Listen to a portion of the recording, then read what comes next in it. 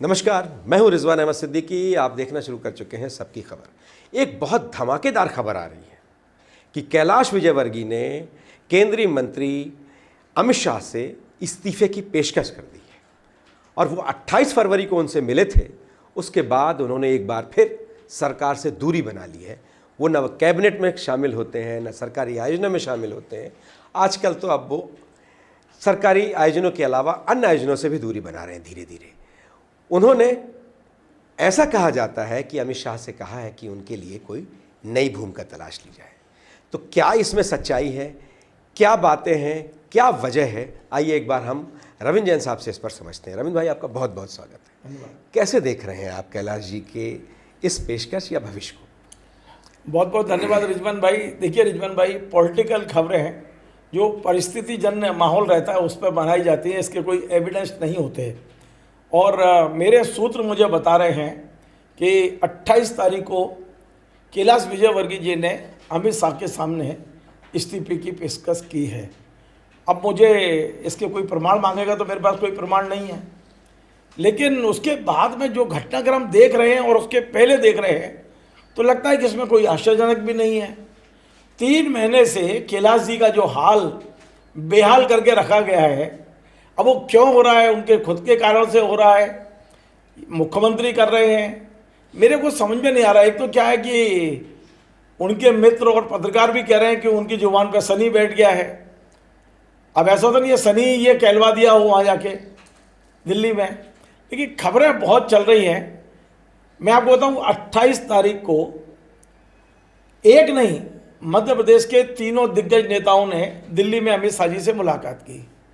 28 फरवरी का यदि मुख्यमंत्री जी का कार्यक्रम देखेंगे तो उन्हें श्योपुर में कूनो जाना था और वहाँ चीते छोड़ने थे, लेकिन वो कार्यक्रम को अचानक रद्द किया, उन्होंने कैंसिल किया और दिल्ली पहुँचे क्योंकि अमित शाह जी का कॉल आया।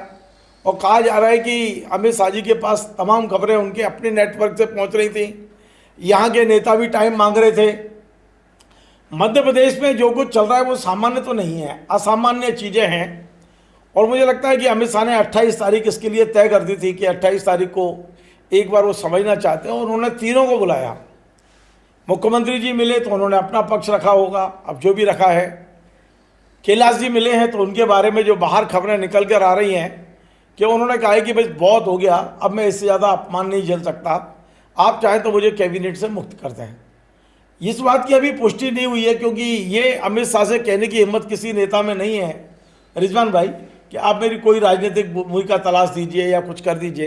हाँ, इतना कहा होगा कि आप चाहे तो मेरा उपयोग कहीं और कर लीजिए, तो हो सकता है कि उन्होंने भी कहा हो। वैसे अमित शाह और उनकी बहुत घनिष्ठता है, बहुत मित्रता भी है और बड़े औपचारिक अनौपचारिक संबंध हैं उनके आपस में। इसे मैं बदल दूँ जी, घनिष्ठता थी कह सकता हूँ मैं जी।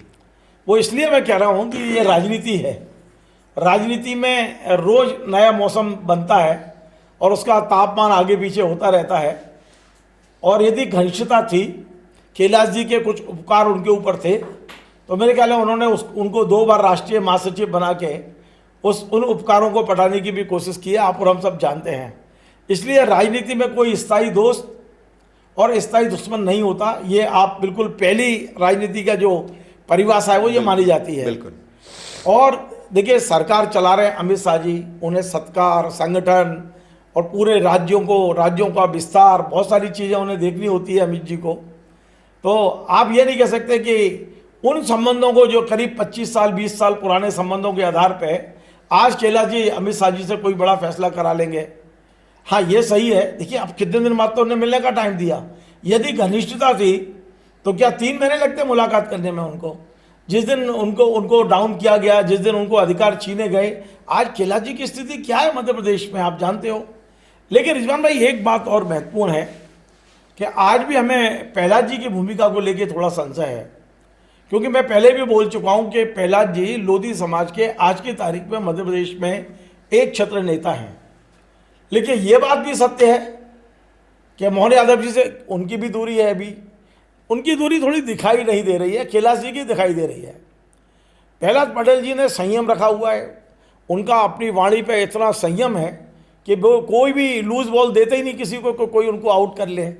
तो मैं ये समझता हूँ कि नाराज़गी तो दोनों की है, प्रहलाद जी की भी है, कैलाश जी की भी है। अब इनमें से किस किस ने इस्तीफे की पेशकश की, किसने नहीं की है, क्या है, लेकिन इतना तय है कि मध्य प्रदेश में अगले आने वाले कुछ दिनों में कोई बड़ा कुछ होने वाला है। कैलाश जी और प्रहलाद जी के बीच में दूरियों की कुछ चर्चा पीछे आ रही थी, लेकिन जब संसदीय कार्य मंत्री के लिए वो अवकाश पर गए तो प्रहलाद जी को जिम्मेदारी सौंप के गए। और ऐसा लगता था कि ये लोग पहले सितंबर माह में जब मिले थे, उसके बाद फिर यहाँ मीटिंग भी हुई थी सारे दिग्गज नेताओं की, तब ऐसा लगता था कि ये एकजुट होकर मुख्यमंत्री की घेराबंदी कर रहे हैं। इसमें नरेंद्र सिंह तोमर जी का भी नाम आता था। लेकिन अब थोड़ा सा कुछ इक्वेशंस बदली है, कुछ इस तरह की भी चर्चा है। आप लोधी नेता के तौर पर उनका जिक्र कर रहे थे। 28 फरवरी को वो अमित शाह जी से मिले। 27 फरवरी को भोपाल में एक लोध समाज का एक बड़ा कार्यक्रम था, जिसको प्रहलाद जी ने संबोधित भी किया था। वो यहाँ से मिलने के बाद भी फिर वहाँ गए थे। तो क्या लग रहा है, लेकिन ये जो कैबिनेट थी 2 फरवरी को 2 मार्च को, माफ़ कीजिए 2 मार्च को मड़वानी में जो कैबिनेट थी, उसमें ये दोनों नेताओं ने दूरी बनाई।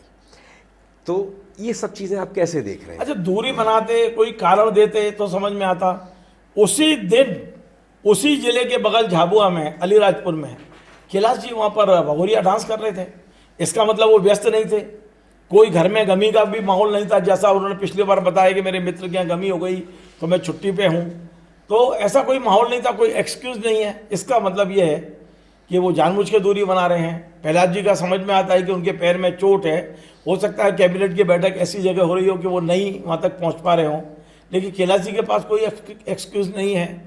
हालांकि मैं बता दूँ, प्रहलाद जी भी चोट के बाद भी वो मध्य प्रदेश के दौरे कर रहे हैं। विधानसभा का मैं पूरा उन्होंने समय दिया है और जहाँ भी चलने की जरूरत होती है वो सब मैं देख रहा हूँ। लेकिन ये दोनों नेता इस समय मध्य प्रदेश में असहज स्थिति में हैं।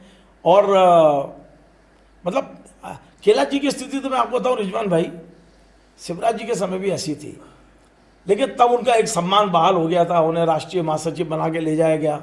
शिवराज जी ने भी उनका यही हल करके रखा था।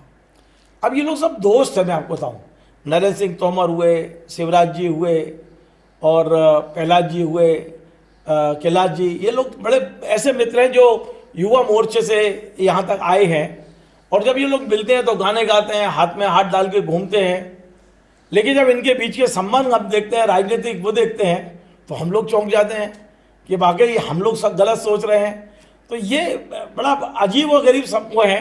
हाँ, ये मैं कह सकता हूँ कि मोहन यादव को कैलाश जी एक समय अपना पट्ठा बोलते थे, लेकिन आज पट्ठे से ही लट्ठा खा रहे हैं। ऐसा लग रहा है कि पट्ठे ने ही लट्ठा हाथ में उठा लिया हो।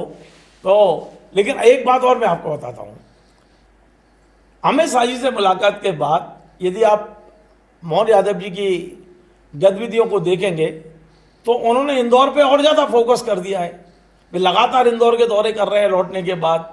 आज भी मेरे पास खबर है कि जब हम खबर बना रहे हैं तो इंदौर के सभी विधायकों को रेजिडेंसी कोठी बुलवाया गया है। मोहन यादव जी उनसे चर्चा करेंगे।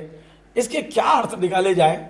अब हम कुछ कहेंगे तो ऐसा लगेगा कि आप माहौल ख़राब कर रहे हो, आप राजनीति कर रहे हो, लेकिन कुछ ना कुछ ऐसा है जो मध्य प्रदेश की जनता जानना तो चाहती है। कुछ ना कुछ गड़बड़ है और गंभीरता के साथ इस मामले में चिंतन की आवश्यकता है। और देखते हैं, अमित शाह जी ने ये कहा है, जो खबरें आ रही हैं कि बहुत जल्दी मैं कुछ ना कुछ करूँगा। अच्छा, एक खबर और चल रही है रिजवान भाई कि कैबिनेट रिसफल होने वाला है जी।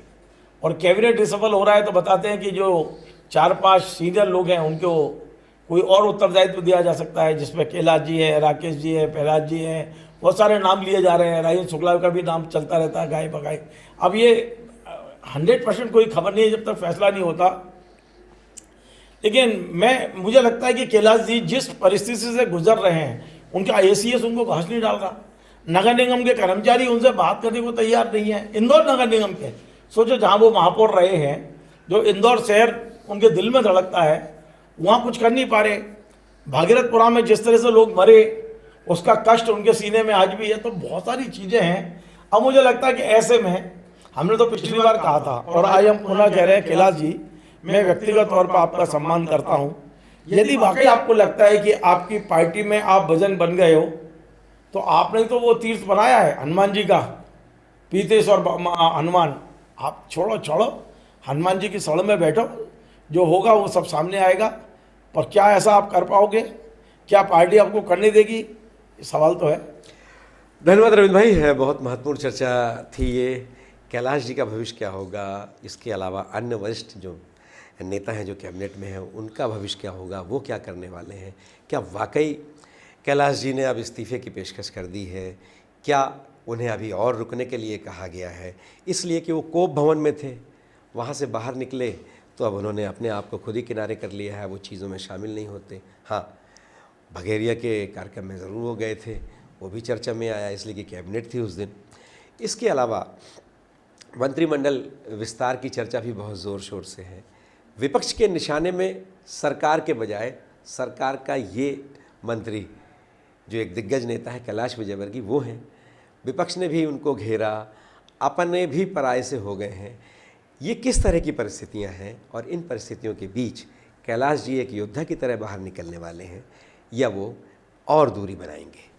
अगर आपको हमारे ये कार्यक्रम पसंद आए तो इसे आप लाइक कीजिए, कमेंट कीजिए, शेयर कीजिए और हमारे चैनल को सब्सक्राइब अवश्य कीजिए। धन्यवाद। Join the next be the best Bundelkhand का सबसे विशाल और आधुनिक विश्वविद्यालय ज्ञानवीर यूनिवर्सिटी। ये सिर्फ एक यूनिवर्सिटी नहीं, ये है आपके सपनों का लॉन्च पैड। यहाँ मिले आपको smart classrooms, modern campus, updated labs और एक्सपीरियंस्ड फैकल्टी। हर स्टूडेंट को मिलता है कॉन्फिडेंस, ग्रोथ और एक ब्राइट करियर का प्रॉमिस। नए सेशन के लिए एडमिशन ओपन है, तो इंतजार कैसा? आज ही कांटेक्ट कीजिए।